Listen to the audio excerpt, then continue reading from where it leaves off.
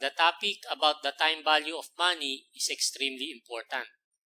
For students, it is the foundation of a number of other lessons such as capital budgeting, bond valuation, and stock valuation. In the financial world, the timing of cash outflows and inflows has significant economic consequences. Knowledge about the time value of money, especially the computation of present and future values, enables one to make rational investment decisions.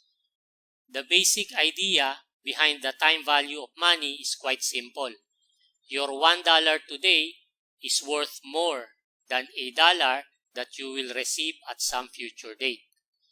If you have a choice between receiving $1,000 today and receiving the same amount 1 year from now, which one would you choose?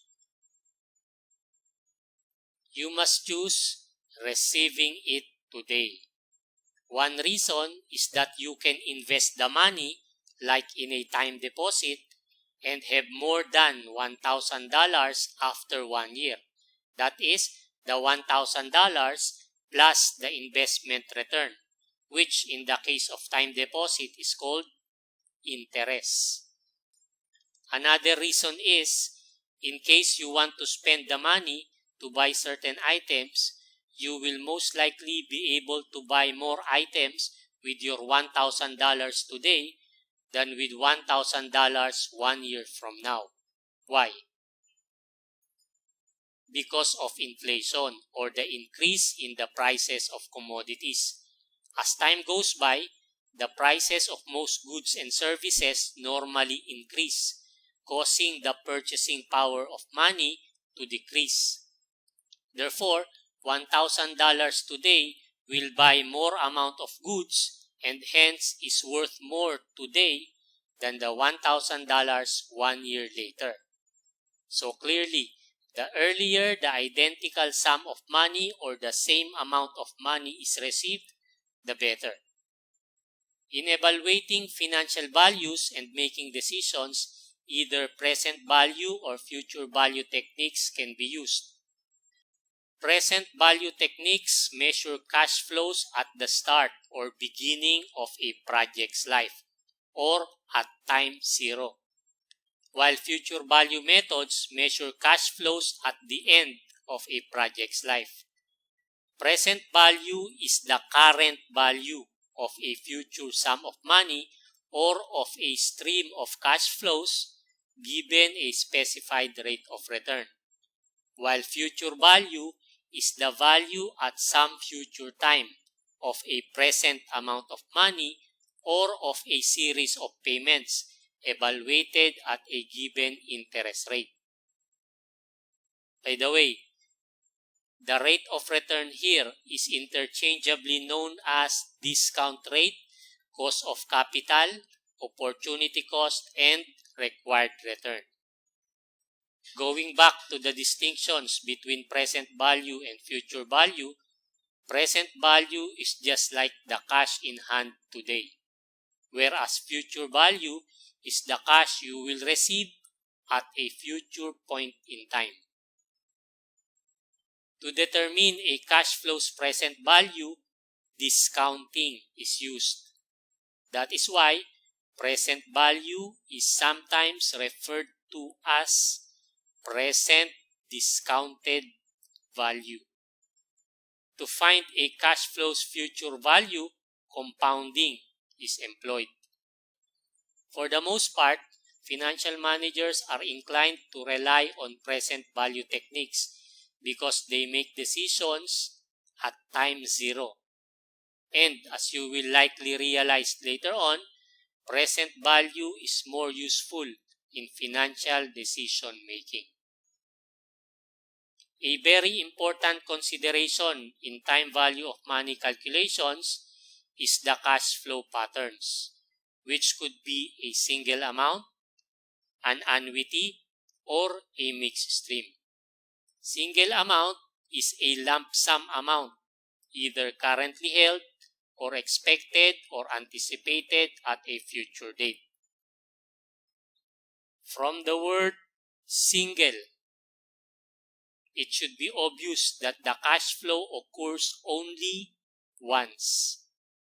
Examples include $2,000 today and $12,000 to be received at the end of 5 years. Annuity is a level periodic stream of cash flow. Level here means equal. Therefore, in an annuity, each cash inflow or outflow is identical or the same or equal or fixed in amount. From the word periodic, the cash flows occur at regular time intervals. Examples of annuity include receiving $1,000 at the end of each of the next 10 years and paying out $400 at the start of each of the next 20 years. Notice that in the first example, the receipt of cash happens not just once, but periodically. Also notice that the amount of cash is the same or identical each year. That is $1,000 every year. Similarly, in the second example, the payment occurs not once, but at regular intervals. That is, at the start of each of the next 20 years. And the amount of annual payment is level or equal, $400. Not $400 in 1 year and then a different amount in another year, but $400 each year. An annuity could be an ordinary annuity, an annuity due, or a perpetuity.